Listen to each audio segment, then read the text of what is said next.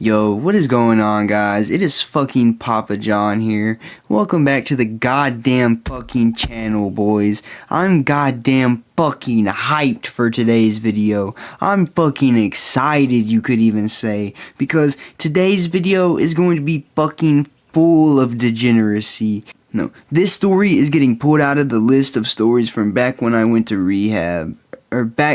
This story is getting pulled out of the list of stories from back before I went to rehab. Back when I was doing the most unholy drug of all, fentanyl. Now, this is the time me and DJ went to Fentanyl Plug and got 8 Valiums and fentanyl and had a wild ass fucking day. Now, this was during the peak of the good days during my drug addiction. As you guys might know, when you get addicted to drugs, it isn't just overnight, and there's periods of good days and bad days. If you didn't know that, well, now you do. There's the good days in your addiction and the bad days. These are just my opinion on how I believe it goes. So, we got the happy days, when you first start doing the fentanyl. You get huge fucking waves of euphoria every time you hit that shit. You start nodding off of just a quarter piece, man. And everything seems like it's never going to get bad at all. You feel like these are literally the best times of your entire fucking life, guys. It sort of feels like a huge warm blanket of soft warm clarity that fills you up with every fucking hit you take. But you can never get fucking full, guys. The good days were amazing, but let's get back on the train tracks a bit. The bad days were even worse than the good days, but back on the railroad, cause I'm getting off fucking topic here.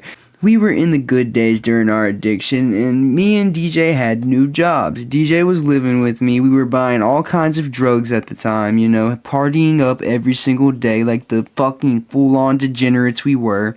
And every day we'd go to work and slave away for $15 fucking an hour, and it really wasn't horrible. But just the slave mindset and the slave work shit, I'm not even trying to sound like goddamn, what's his name, Andrew Tate or whatever the fuck his name is. I'm just being real. I don't like having to work for a fucking measly ass paycheck whenever the people that are mainly in charge of the company or whatever are making buku fucking bucks sitting in their mansions getting to see their families and shit while I'm at work working away for a $15 an hour paycheck. You know what I'm saying? I just don't like that. But we would spend every single paycheck we got here at this job on illegal substances. And boys, the job I was working at the time was an auto parts store. I didn't do anything special. All I did was clean off dirty car parts. I took pictures of them and I would write down the numbers and shit and wrap them up. And then, I'd take the wrapped up fucking car parts on my little buggy thingy and I'd go stock them, right? Well, this day began with us waking up at my house, guys. The birds were chirping kind of like they're doing now because it's 5 fucking a.m. in the morning. And we were at that fucking house of complete and utter degeneracy, okay? Me and DJ woke up this morning out of our slumber. It was Friday, I remember, because we got our checks that day. And I also had to hang out with my dad that day, but I had completely forgotten until later that day, but we'll get into that, okay? So, we got ready for work, we smoked some weed, we got dressed, and we headed off to go have a fucking great day. DJ drove me to work every day at this point, by the way, because I didn't have a car and I was just a fucking bum. I'm just playing. I'd give him like $20 every time I got my check for gas money just for like driving me to work every single day. I think I actually would give him $40 now that I think about it. But anyways, I'm pretty sure he'd spend that shit on drugs, so it didn't really matter. But, we had our shit together and we were ready for the work day, man. So we cashed that fucking bowl and we left. We went outside, we got to the crack mobile that was basically falling a fucking part. The front bumper, though, was the only thing falling off at this point in the story because the car wasn't as fucked up as it was later in the stories. But, we were driving to work, we were just talking to each other, guys, having a fucking blast, a goddamn hoot and a holler, as Goblin would say. We were just having a good time, man. We were having great conversations about life. Me and DJ used to have some good ass conversations, man. I remember one time he told me about the time he snuck out of his window and met up with this one dude and got so fucking high on weed that he couldn't even like get up to get back inside his window. And another story this dude told me was about one time he was in his neighborhood walking his dog and he was tweaking on crystal meth, right? He thought this dude said some fucked up shit about his mom, so he got in a fight with some dude walking. Literally just while DJ was walking his dog, he got into a fight with some random dude because he thought he said some shit about his mom. So look, guys, if y'all want a little backstory about how I met DJ and what his situation was, I'm gonna share that with y'all a little bit, you know?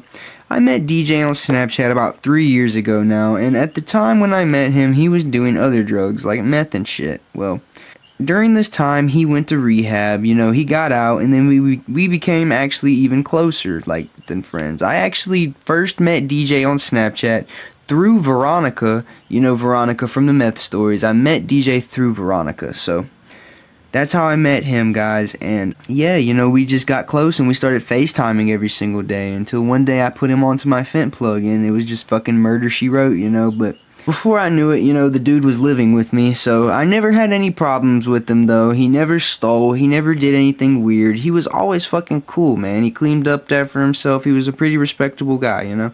We ended up getting to work though, guys. We pulled in, DJ parked in his specific parking spot that he always parked in every single day so that our boss wouldn't see us smoking weed. Because look, we would pull off out of the parking lot to go smoke fentanyl, but we wouldn't pull off to go smoke weed because we didn't give a fuck about that. We would just sit in the car and smoke joints and bowls. So, you know, we got to work, guys. We got out the car. We went in to clock in for our shift, boys. We got ready to go fucking work away our lives. Ready to work the day away, you know, just having a great ass fucking day at work, you know. I remember it being a long ass fucking day though. I was busting my ass wrapping and cleaning off heavy ass car parts, boys. I was in that bitch like fucking pressure washing everything and all, baby. I was fucking doing it, you know. Everything that there was to do, I was doing, you know.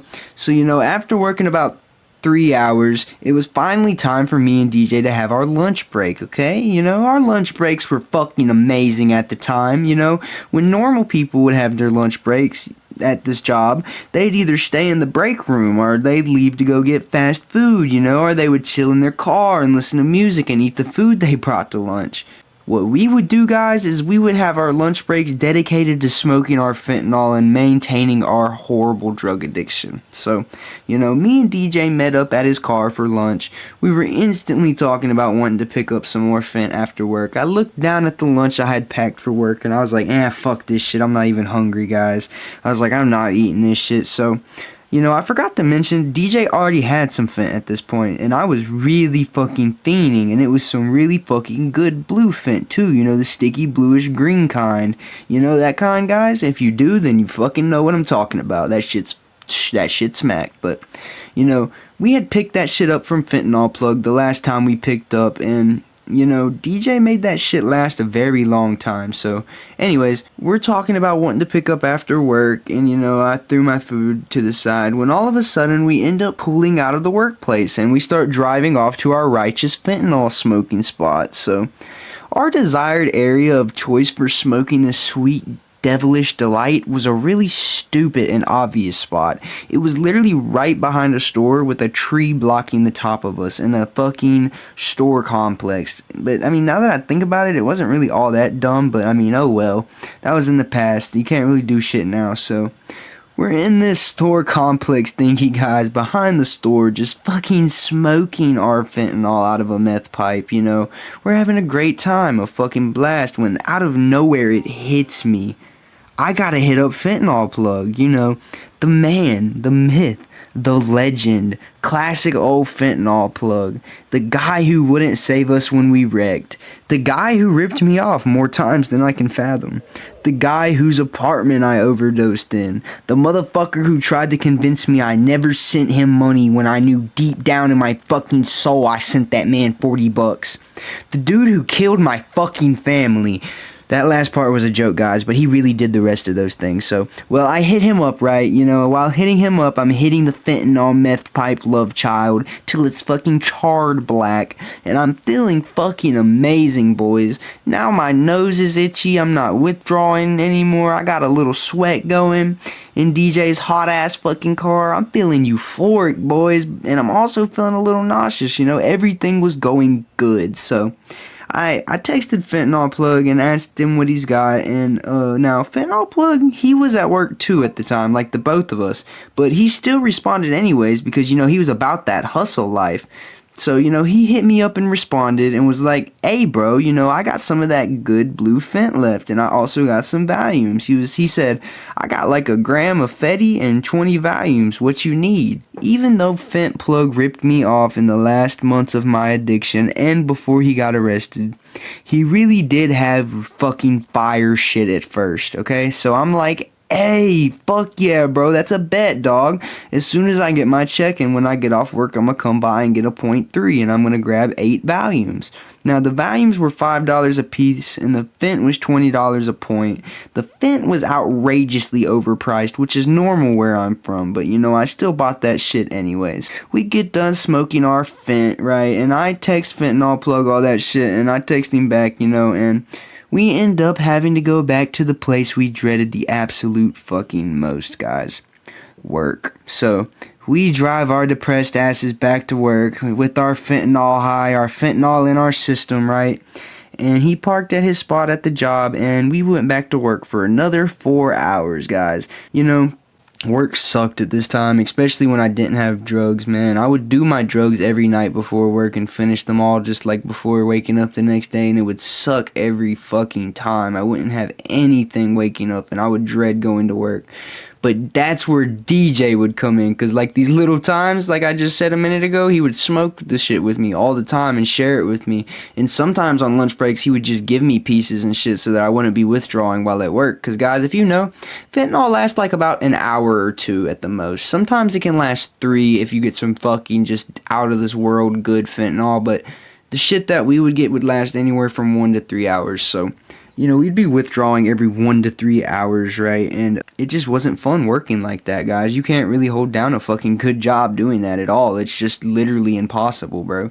But, you know, we were at work, right? Working our asses off. And eventually we ended up getting off of work, okay? And, you know, it was time for us to go back to my crib and then get ready to go meet Fentanyl Plug. So, you know, we went back to my house, you know. We got back to the magical land of imagination and drug retardation, right? So, you know, I got to my home. I ended up taking a shower to pass the time because Fentanyl Plug, he didn't usually text back until he got off work around like 4:30, and we already knew that, so we weren't gonna bother texting this man already at all because it was only 4, and we knew, you know, we could only text him at 4:30 on the dot, or he wouldn't answer, or he'd get mad. So, you know, we got off work, you know, we clocked out and everything, and we headed off to go back to my house, right? I was taking my shower, and DJ was waiting till I got done, you know, so we could leave and go shop with Fentanyl Plug. So, you know, I was showering, listening to goddamn Juice WRLD, and eventually I got done, right? You know,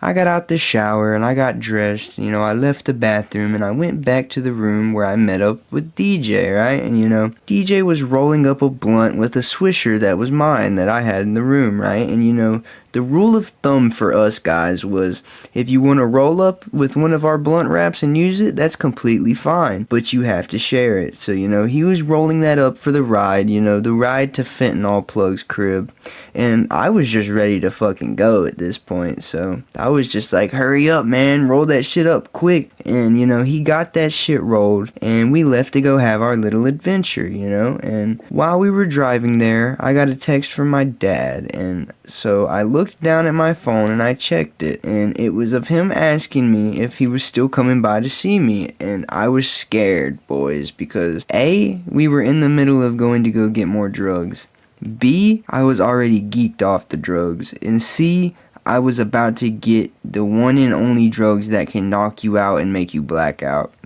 Every time I abused Valium, I would take around 6 or 12 and I would just wake up in different spots, like each time throughout the experience. But what I've noticed with myself and benzos is that anything besides bromaz and alprazolam doesn't really affect me all too much. I mean, Valium does, but the delusion of sobriety literally feels like you're sober, and that's another reason why I only fuck with bars and bromaz, because other benzos, the delusion of sobriety is just way more intense, I've noticed. But you know, I told my dad, of course we're still hanging out, man, and you know, I get back to focusing on what we're doing in the present, right? So at this point, we're crossing the tracks to get to the fentanyl plug's house, you know, the infamous tracks we'd always cross to get there. You know, we'd usually cross a bunch of lines before we got there, you know, if you know what I mean. Well, anyways, we were about 5 minutes away from the plug, so you know, I called him and I told him we were pulling up, and he said, bet bro, just pull up behind my car. That's where we'd usually park, or we'd meet him, you know, or we'd meet him in the fucking cul-de-sac near his crib. So we got there, we pulled up to Fent Man's house, he came outside and served us. We chatted up with him for a fat minute, because this dude would talk your fucking head off, bro, and he was always geeking. So you know, he was just a talker, bro.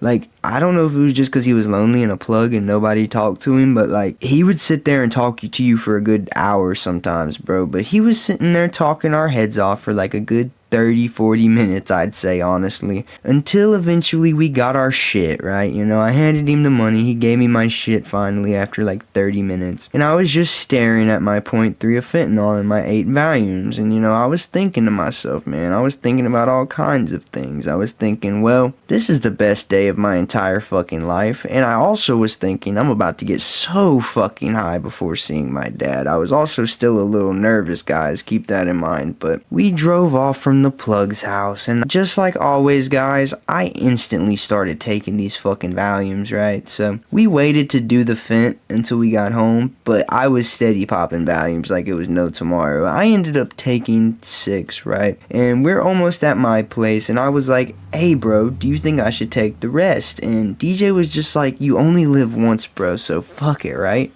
And I took the rest of these Valiums before we got to my house. I put these 2 bitches under my tongue, and I let the rest of them dissolve under my tongue. Now guys, if you don't know, sublingual, taking benzos the sublingual way is a pretty good method of doing it. I don't know if I've ever told you guys, but that was one of my favorite methods of taking benzos. But anyways, we end up pulling into my neighborhood, and I swallow my Valium goo from under my tongue. And, you know, we pulled past Doogie Drive, you know, I said what's up to fucking Little Panda, and we pull up to my crib, right? And we open up the car door, we walk out the fucking crack mobile and walk straight into the house of pure degeneracy.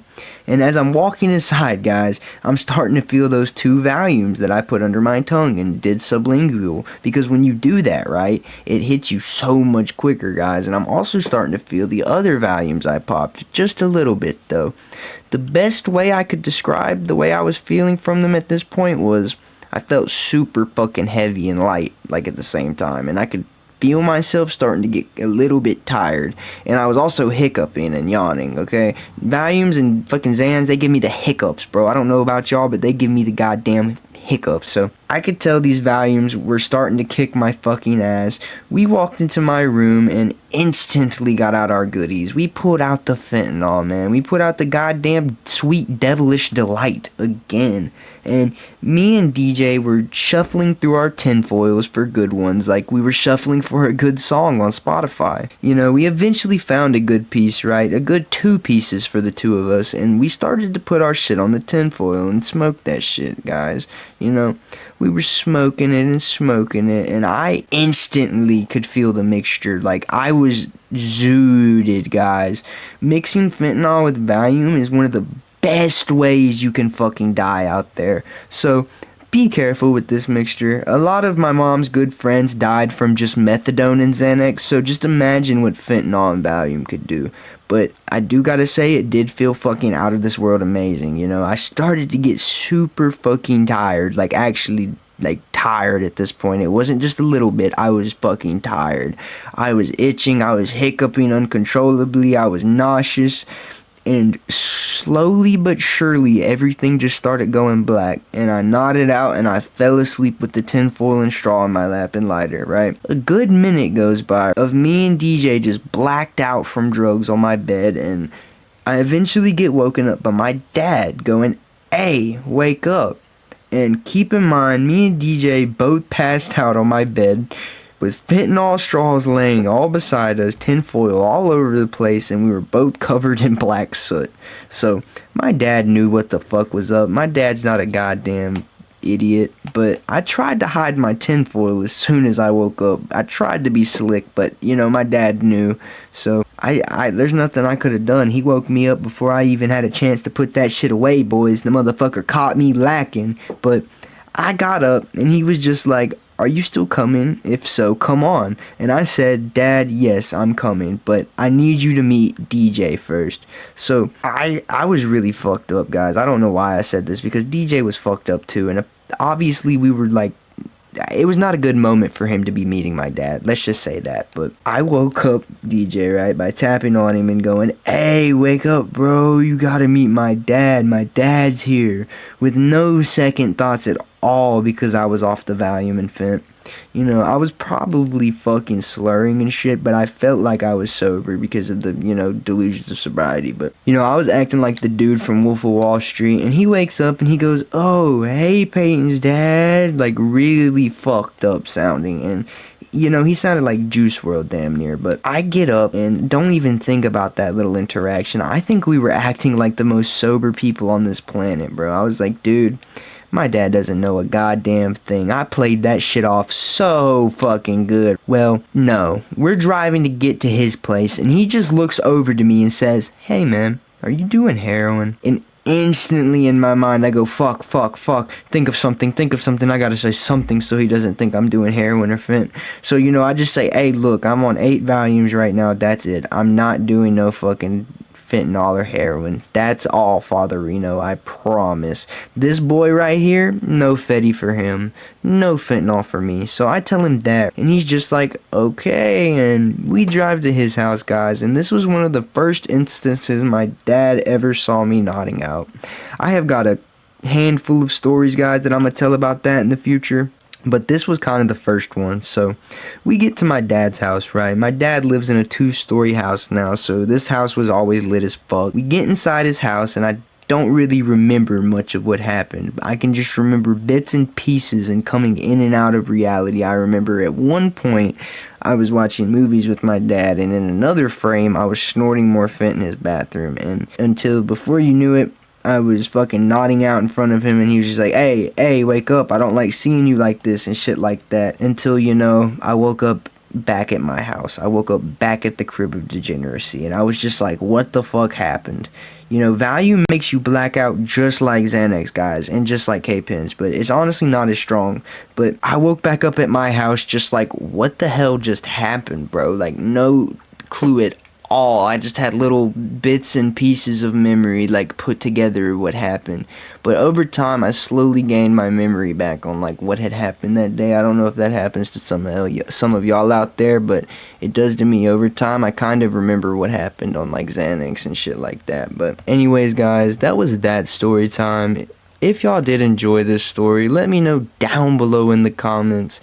As you guys know, I love telling fucking stories. It's one of my favorite things to fucking do out here in the streets, in the fucking world. Well, if you guys haven't already subscribe for more. And if you haven't followed the Instagram, go follow that shit. Go follow the Snapchat, the Discord, the TikTok, the Reddit. Links are all down below in the description and on my channel page. If you guys also want to donate, go donate. My Cash App's also on there. I love you guys. Peace.